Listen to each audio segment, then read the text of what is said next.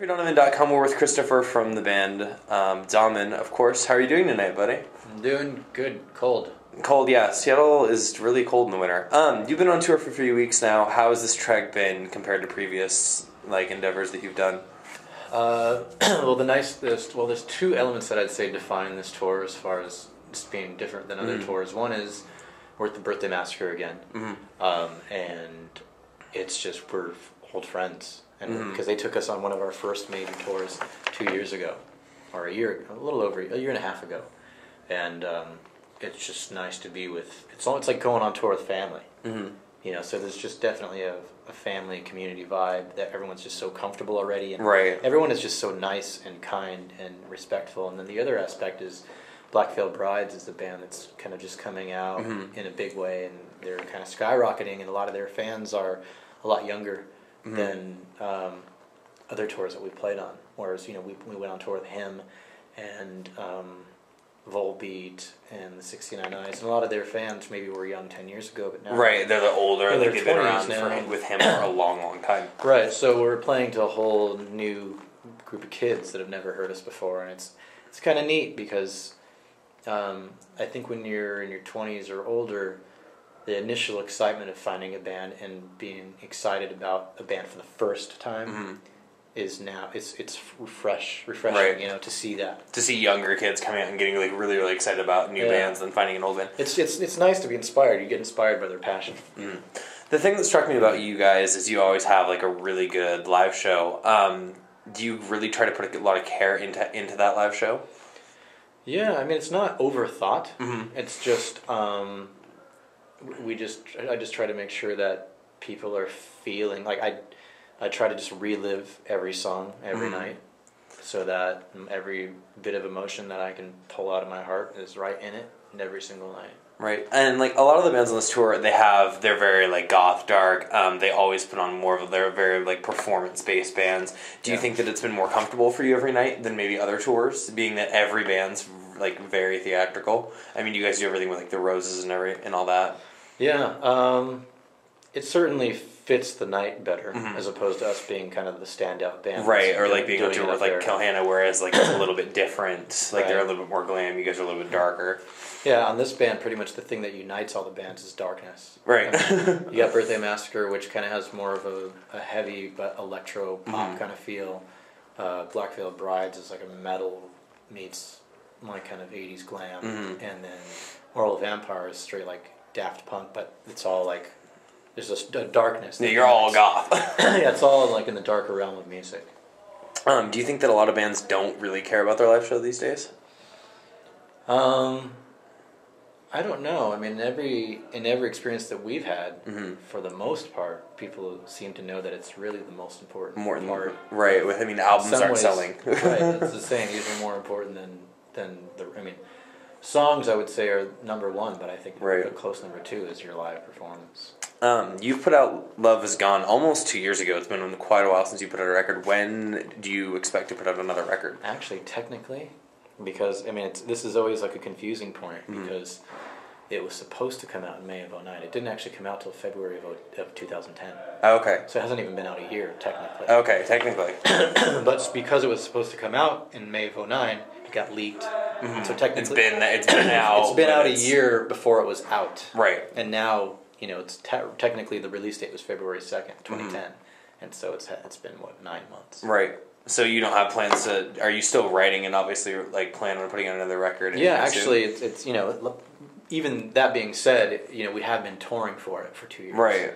Even we were touring a year before it came out, so we're actually going to be going into the studio in January. Okay, where's the new material headed? Is it still the same Dommin, or do you think that there's going to be some change to it? No, it's one thing I always want to set out to do, and it's whatever works for other bands is totally fine. I respect it. I don't want to do the same record over and over again. Right. I think it gets boring. I want to evolve. I want to be able to. I mean, one thing, if anybody listens to the first album we have, from beginning to end, they'll see so many different faces and so many different places we can go. And there was a point in doing that. It was thought out, so that, for example, there's a song called "Honestly" on the album, which is kind of more of a synth pop type vibe, and there's songs like "One Feeling," which is straight ahead rock and roll, and there's "My Heart or Hands," which is the big epic goth tune. it was purposely done so that we could go in any direction that we want. And so, my plan is now, is to make it so that 4 albums from now, 5 albums from now, people will look back and see a pattern. Right. So the next album, my intention as of right now is to go towards an angrier, A little bit heavier, more darker. not necessarily heavier.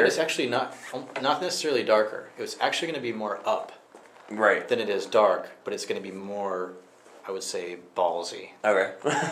Yeah. You guys it always seems like there's so much music coming from 4 people. Was it always your intention to make things sound really big? Like that's something that's by design to sound really big, like bigger than 4 people? I think so. I mean, and it was just kind of the things that always inspired me and turned me on as far as music. Like, I'm really big into choirs. Mm-hmm. And if anybody has ever seen like a gospel choir or a church choir and you've been in the presence of like 50 to 100 people singing, it blows you away. It's really big, yeah. It's huge. And I've always wanted to capture that. That's the thing that, like, you know, for me, I guess I try to recreate my favorite moments in music. And my favorite moments in music is when all of a sudden, like, my heart drops to my stomach and I get chills up my back. I'm like, oh God. It's so huge. It's so moving. It's like, it makes you feel like you're the size of an ant. Mm-hmm. And that's what I want the music to feel like. How do you think Dommin's changed since you've released your first record?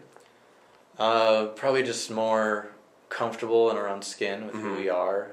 And I mean, even, you know, you still go out there and you prove yourself every night, but I think there's less of like maybe less of a catering to night to night. I think we kind of like know who we are, and we're more confident in what we're doing, and we know what we do, and we know what we do well. And so. Right. How do you think you've changed as a frontman? Probably just confidence. Mm-hmm. Being more comfortable in your skin, being able, knowing you can hit those notes every night. Yeah, I mean, it's definitely like when we first started out, we were kind of just getting our road legs on, and I was really nervous about how my voice would hold up on, 10 shows in a row without a day off kind of thing. And now that you've kind of had those experiences, and it's always, one of the biggest learning experiences is when things go horribly wrong. Right. When stuff doesn't work and all of a sudden you're stuck up there and you just have to kind of bring out your personality to kind of kill time. Right. Those are the things that I think have changed me as a frontman. It's just, I'm a lot more comfortable in front of a big room of people. Dommin has a really older sound. They're reminiscent of almost like early goth, early Danzig. Do you think you pull a lot from those time periods? Yeah, I mean, and even older than that. I mean, we pull from like rockabilly stuff too, and definitely kind of like a 40s, 50s influence as well. Right. Can you go more into detail about like you've pulled like from Frank Sinatra, Dean Martin? Do you think that a lot of those fans really, like your younger fans, really miss out on a lot of older music? I think if for the younger fans, I think it's only natural that, but I mean, give them another 5, 10 years, they'll be turned on to it. I think it's just the natural course of musical interest that people go from. They get into like, the real kind of stuff that's sugar at first, and it tastes really good, and then after a while you start to refine your tastes. Right. And you get into those other things because they are timeless classics. They've been around for for 40, 50 years. Yeah. You pull from a lot of older, art bands. What new bands or art are you a real fan of? Like, what newer works, like new horror or new bands have you really discovered in the last couple of years that you've really said, wow, like that's something that I can latch on to? I'm sad to say it, but there's not a lot of new stuff that I'm into. I wish there was. You wish there were, but... I mean, for example, I really like the Birthday Massacre. Right. When we went on tour with them, I didn't know who they were the first time. And now I'm a complete fan. Right. And so, I mean, they are one of the bands that I'm a fan of. Mm-hmm. But I wouldn't necessarily call them new because they've been doing it for a while. Right, they've been doing it for a while. And Rammstein, I'm a huge Rammstein fan, but they've been around since like 94 or something. Mm-hmm. So it's not, as far as like something new that's happened in like the last year or two, I can't. You can't really latch on to anything? I haven't been able to. Being from LA, was it hard to gain a foothold in LA? Yeah, we didn't gain a foothold in LA. No. There was nothing there. No. Like it wasn't anything that happened. LA has no scene. It's sad to say. I mean, there was a time like in the 80s when there was a scene, and I guess even in like the late 90s, early 2000s or whatever, when like the indie explosion was kind of happening.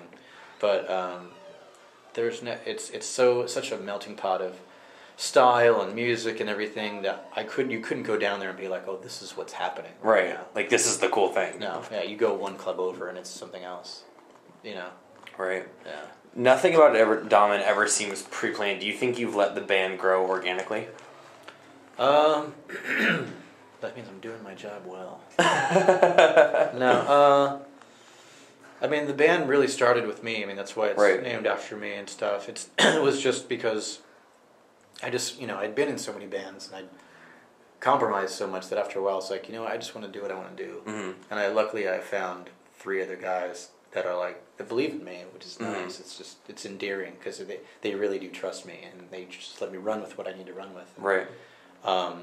The band is, I would say, more so in like a teamwork kind of way, helping with other things even outside of music, whether it's like video blogs or website stuff or little promo things that we have going on, like and then especially live. Mm-hmm. Live, the band has grown absolutely organically. Right. Everybody's kind of found their place and found their real comfort zone on stage. Right. Is there anything you want? Is there something you really want people to take away from Dommin?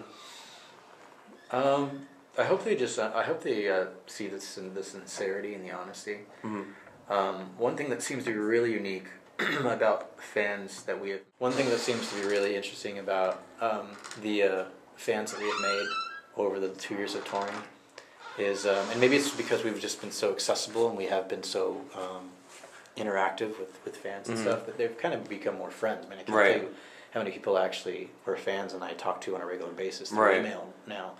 But we